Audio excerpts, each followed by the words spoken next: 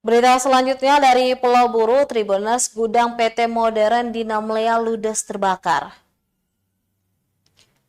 Gudang tempat penyimpanan barang PT Modern di Kompleks Darfas, Kota Namlea, Kabupaten Buru, hangus dilalap si jago merah pada Kamis 12 Oktober 2023. Api dengan cepat membakar gudang lantaran berisikan bahan mudah terbakar, diantaranya seperti papan, ban, alat berat, dan kaleng cat. Selain itu, bangunan gudang juga berbahan kayu sehingga mudah terbakar. Salah seorang personel pemadam kebakaran, Fausan Tinggapi, kepada Tribun.com mengatakan kebakaran terjadi sekitar pukul 15:40 waktu Indonesia Timur.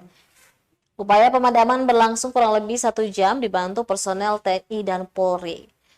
Beruntung tidak ada korban jiwa dalam kejadian tersebut dan hingga kini penyebab kebakaran masih belum diketahui.